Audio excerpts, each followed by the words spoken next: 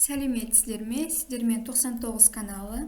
Бүгінгі сабақтың тақырыбы электромагниттік және дыбыс толқындарының адам организміне әсер ету ерекшеліктері. Электромагниттік толқындар немесе электромагниттік сәулелену электромагниттік өрістің кеңістікте таралатын толқулары. Оның бірнеше түрлері бар. Радиотолқындар, терагерсті, инфрақызыл, ультракүлгін сәулелену және рентгендік сәулелену. Жалпы электромагниттік сәулеленудің негізгі сипаттамаларына толқын жиілігі, оның ұзындығы және полюстенуі жатады. Толқын ұзындығы сәуленің таралу жылдамдығына сәйкес жиілігімен тікелей байланысты. Вакуумде электромагниттік сәуленің таралу жылдамдығы жарық жылдамдығына тең. Басқа орталарда бұл жылдамдық азаяды. Электромагниттік сәулелену жиілік диапазондары бойынша бөлінеді. Электромагниттік толқындардың таралуы толқындар типін анықтайтын электр және магнит өрістерінің уақытша тәуелділігі, полюстену түрі және де басқа да ерекшеліктеріне, сәулелену көзі мен ортаның қасиеттеріне байланысты болады.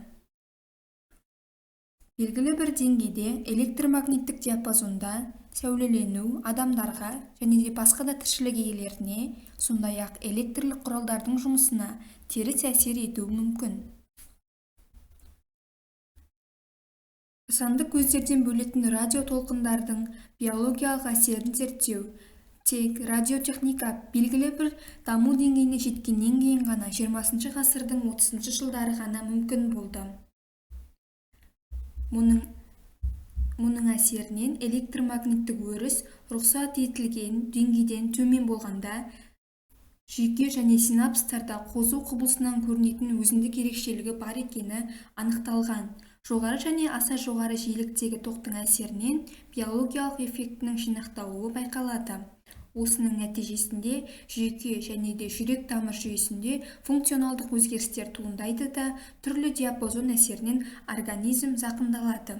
Радиотолқындардың әсер ету қарқындылығы мен ұзақтылығы бойынша организмнің зақымдалу формалары асқынған және созылмалы болып бөлінеді. Эндокринді алмасу жүйесіндегі ауытқулар да орталық жүйке жүйесіндегі функционалдық ауытқулар аясында байқалады. Көбінесе қалқанша бездің функционалдық жағдайының белсенділігінің артуымен байланысты өзгерістер көрініп отырады. Оларды клиникалық белгілері әлі де анықталмаған. Патологиялық айқын көрінген түрінде жыныс бездерінің қызметі бұзылады. Асқазан, ішек жолдары мен бауыр қызметі бұзылады. Нейроздар мен пигменттер синтезінің қызметі өзгеруі мүмкін. Ғылыми-техникалық прогресс дәуірінде ластанудың жаңа түрлері, соның ішінде электромагниттік ластану түрлі анықталған. Миллиардтаған жылдар бойы жердің табиғи магнит өрісі алғашқы экологиялық фактор болды және экожүйелердің жағдайына үнемі әсер етіп отырды.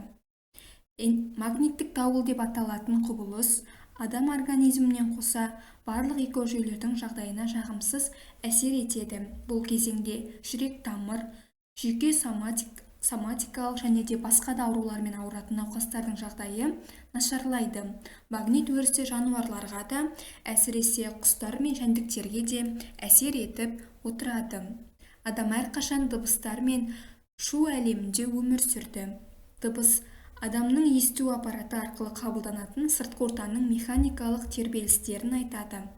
Ал шу деп отырғанымыз бұл жағымсыз шығарылған дыбыстардың бірігуінен туындайтын қатты дыбыстар. Табиғатта қатты дыбыстар сирек кездеседі.